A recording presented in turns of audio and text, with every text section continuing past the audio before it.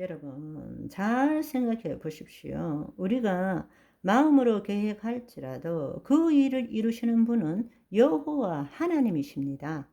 하나님이 이루신다는 것입니다. 우리가 알아야 될 사실은 내가 계획하고 내 노력과 에너지를 투여하고 시간을 보낸다 할지라도 결국 그 일을 이루시는 분은 하나님이시지 내가 아니라는 것입니다. 여러분, 잘 생각해 보십시오.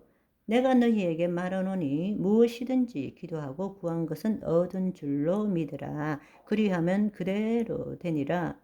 너희는 먼저 그의 나라와 의를 구하라. 그리하면 그대로 되니라. 너희가 내 안에 내 말이 너희 안에 거하면 무엇이든지 원하는 대로 구하라. 그리하면 이루어지리라. 마지막에 이루어지는 것은 내가 한다는 것입니까? 아니요. 그대로 된다. 그리하면 이루어진다. 너희에게 더하시리라. 무슨 뜻입니까? 하나님이 이루신다는 뜻입니다. 하나님이. 여러분, 잘 생각해 보세요.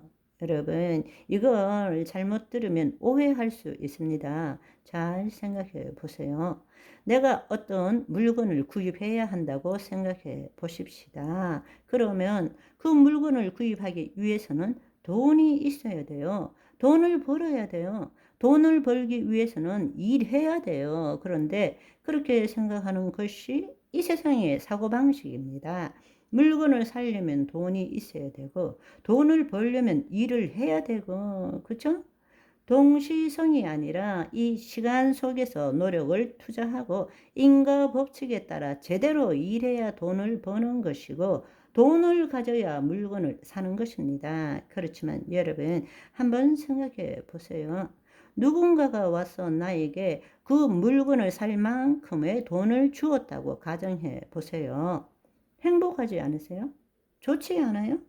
이거는 이 땅에서의 시공간에 제한된 인과 법칙을 뛰어넘는 것입니다. 아멘. 그런데 우리는 이렇게 이루어지는 것을 원하기는 하지만 절대로 불가능한 것이라고 생각하고, 또 한편으로 웃기는 것이 그거는 인간의 도리가 아니라고 생각합니다. 그래도 나 인간인데, 정상적인 인간인데 열심히 일하고 땀 흘려서 그 대가로 받는 것이 정당한 것이지, 그렇게 공짜나 좋아하면 사기꾼이나 하는 일이라고 생각하는 것입니다. 여러분, 그것이 얼마나 교만한 것입니까? 여러분 생각해 보세요. 살아가는데, 공기를 마시는데, 햇빛을 쬐이는데 여러분 어떤 노력을 했습니까? 하나님께서 은혜로 주신 것을 마음껏 누리고 있지 않나요? 그런데 우리한테 가장 중요한 햇빛과 공기는 그렇게 공짜로 누리면서 다른 삶의 부분들은 왜 꼭 인간의 노력으로 가능하다고 생각하십니까? 왜 내가 땀 흘리고 애써야만이 이룬다고 생각하십니까? 여러분, 땀 흘리고 열심히 해야 소산을 얻는 것은 타락하고 난 다음입니다. 무슨 말인지 이해하시겠어요? 그전에는 뜻이 하늘에서 이룬 것 같이 이 땅에서 이루어지는 하나님을 나타내는 삶을 살았다라는 이야기입니다. 우리가 죄를 짓고 타락한 다음부터 수고하고 땀 흘려야만이 소산을 얻게 된 것입니다. 지금 여러분, 예수님 안에 있습니까? 예수님 밖에 있습니까? 하나님 나라 안에 있어요. 하나님 나라 밖에 있어요. 잘 생각해 보세요. 그렇다고 땀 흘리지도 말고 일하지도 말고 입 딱 벌리고 공짜만 바라라고 말하는 것입니까? 아니요, 아닙니다. 능력 주시는 자 안에서 최선을 다해서 일해야 합니다. 그렇지만 무슨 일을 어떻게 하더라도 결국 주시는 분은 하나님이시지 내가 일한 만큼 벌어먹고 사는 것이 아니라는 것을 알아야 한다는 것입니다. 우리가 하나님의 자녀라면 이 땅에서 시공간에 제한된 인과 법칙에서 벗어나야 한다라는 것입니다. 하나님의 은혜와 호의를 누릴 줄 알아야 한다는 것입니다. 그런데 스스로 그걸 포기하는 거예요. 내가 인간인데 어떻게 그렇게 살 수 있어? 나는 내가 일한 만큼 대가 벌어먹고 사는 자야. 그것이 정직한 인간이야. 그것은 얼마나 이 거짓자, 하나님과 분리된 거짓자, 이 타락한 세상의 사고방식인가요? 우리가 예수 그리스도 안에 있다면 타락 전으로 돌아가는 것입니다.